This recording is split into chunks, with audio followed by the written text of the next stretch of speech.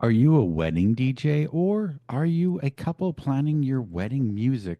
Then I'm going to give you 5 tips to avoid for your wedding reception music and how to avoid them. So stay tuned. Welcome to the Wedding Songs Podcast, featuring newly released songs you need to know and the tried and true classics. Get song ideas from the time guests arrive until the last dance of the reception. And now your host, Matt Campbell, founder of MyWeddingSongs.com. Welcome, everybody, to the Wedding Songs Podcast. I am Matt Campbell. Today, I'm going to be giving you some tips on wedding reception music mistakes and how to avoid them. So let's go ahead and get started. I think the first thing that you really need to pay attention to is the entertainment and the DJ that you hire. One of the mistakes that is made by couples is the DJs don't match their passion or they don't know the music that the couple once played. So if you have a Latin couple, they have to know the Latin music. And we're not talking about the common songs like Mi Gente or Despacito. You have to know what's popular right now and what the traditional songs are. You know what? It could even go more than that. Maybe they're into heavy metal. How are you going to mix that into, and where are you going to mix that into the reception? You have to have a DJ or an entertainer that matches your passion. If you want somebody that's going to not make any master of ceremony announcements, then that's fine. Then that's the type of DJ that you want to hire. Or maybe you want somebody that's going to be the rah rah hype that really gets everybody involved, that's going to have this grand entrance that's going to get everybody excited. Then that's the person that you hire. For me to start, it's going to be hiring the right wedding DJ or entertainer that's going to be playing the music at your reception. My second tip is not trusting the DJ. Wow. Yes, I can tell you how many times that I hear stories of you get a list of 100 songs and I want these played in order. If that's what you want as a wedding couple, that's fine. Then that's what you're going to get. But then just realize that the timing could be off and you're getting that 100 songs and maybe that's not what your guests are into. Maybe that's only what you're into. So for pro DJs, they will read the room. They'll say, okay, they're into the classic rock. Let's play some of that. Or they're not into it. Let's avoid that. Let's play some 80s hair bands. Are they into that? No, they're not into that, but they're into the 90s. You know, they're into Paramore. They're into Blink 182. You're having conversations with the guests as they're going to the buffet table or even as you're getting requests beforehand and even at the event. So make sure that the pro DJs, you trust them in creating the atmosphere and the excitement that you want for your reception. You know, it goes back to hiring the right DJ, but you also have to trust that you hired the right one. Why have so much more stress? There's some DJs that are okay with getting 500 songs, and there's some DJs that are okay getting 20 songs. You're having that conversation beforehand before you sign that contract. And I think that's really important because then you will have that trust. If you get those 20 songs like Down by Jay Sean or Yeah by Usher, so it just gives them an idea of what you want. If you say country, what kind of country? It could be George Strait, it could be Florida Georgia Line, it could be Patsy Cline. Just trusting that your DJ is going to know that music and make sure that you've hired the right person, that you can trust them to play that music, but then also how to pivot from that. I think that's what a professional DJ will really come into handy because you're saying George Strait, you're playing the George Strait classic Texas country or the classic from Waylon Jennings to George Strait and nobody's really responding, then you have to be able to pivot and know what music to play and to test, hopefully before that party time. Number three is knowing DJ's mixing style. This could vary widely. Are they quick mixing? Are they going in and just playing a couple of the verses of the chorus, going from song to song to song? Is that the type of DJ mixing style that you want? Or maybe you want to have two verses or three verses. Maybe you're going to play about 40 seconds of each song. That way you just get the essence of each song.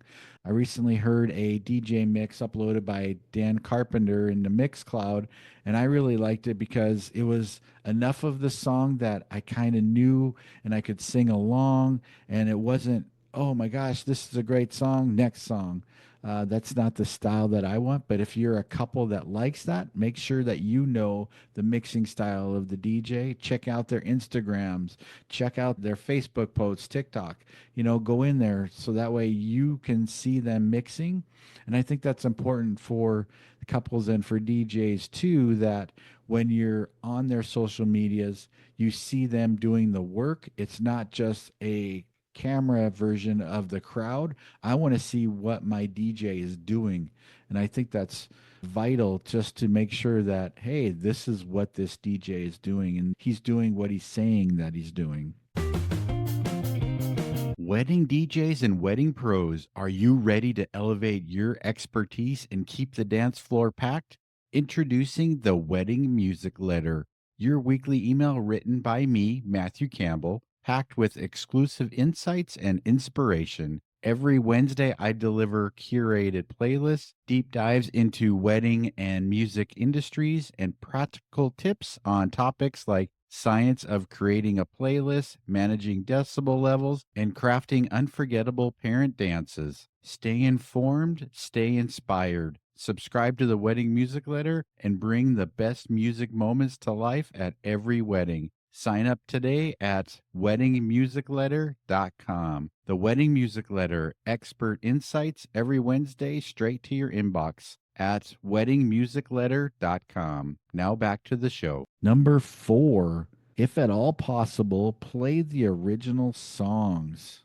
And going off of the mixing style too, are you missing your favorite parts of your songs? We say that a lot of couples, they know their songs from the radio. And if your favorite song is American Pie by Don McLean and it's an 8-minute song, or Paradise by the Dashboard Lights, and it's a really long song, and the DJ cuts it out, and you wanted to sing it all the way with your friends, make sure that you have those conversations to say, don't be cutting these short. Hopefully, you've hired the right DJ, you trusted them, and they're going to be making those decisions. They listen to streaming. They're not listening to the radio edits or the DJ cuts. Of course, there are great versions. I know there's a great dance version cover of Don't Stop Believing that drifts away from the classic rock song, but it's a great dance song. But I'm telling you, most of the time you're going to want the original versions if at all possible. If you're playing Unwritten by Natasha Bedingfield, for me, I want to play the original because I know everybody's going to be singing along. Another take on that, though, is Four Non Blondes.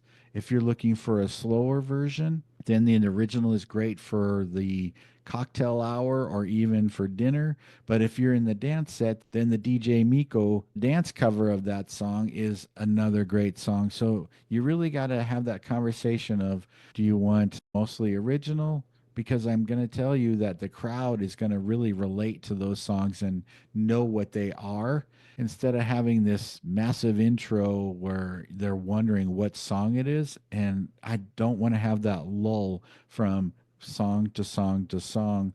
I want them to blend well so that way they know what each song is. And a great way to do that is to try to play as much as the original song as possible. Last up, number 5, playing the wrong first and last song. Wow.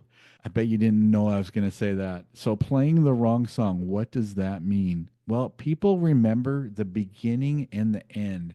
If you've ever interviewed people during a day long of interviews, you always remember the first people, the last people, and also the ones that really stand out. So, you always want to try to be at the beginning and the end.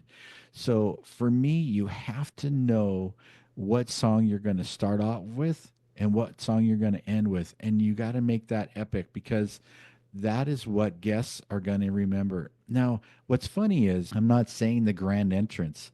I'm talking about what songs are going to play when the doors open, when your guests first arrive. You're really setting that tone. That's what guests are going to remember. I'm not saying start off with Uptown Funk in September. I'm not saying that. I'm saying that making them memorable, making those great songs, because people are going to remember how that reception began.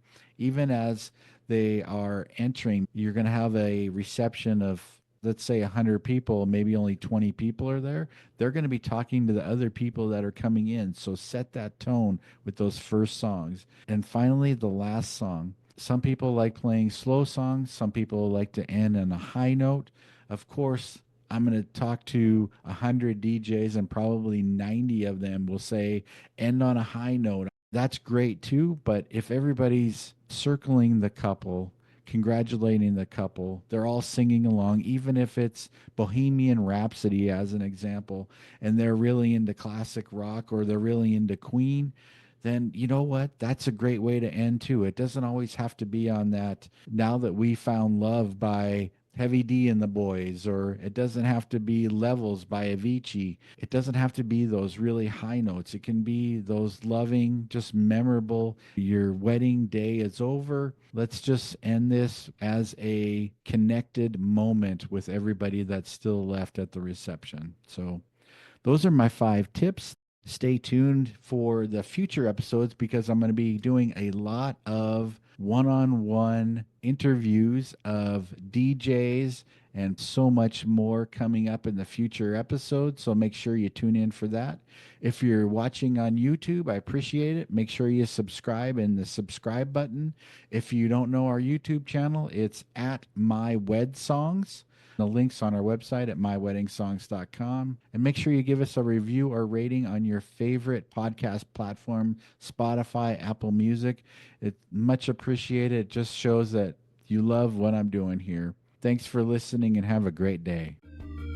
Thank you for listening to the Wedding Songs Podcast. Never miss a future episode. Subscribe today to our podcast. Follow us on Facebook at My Wedding Songs and send us a message about playlists you would like covered.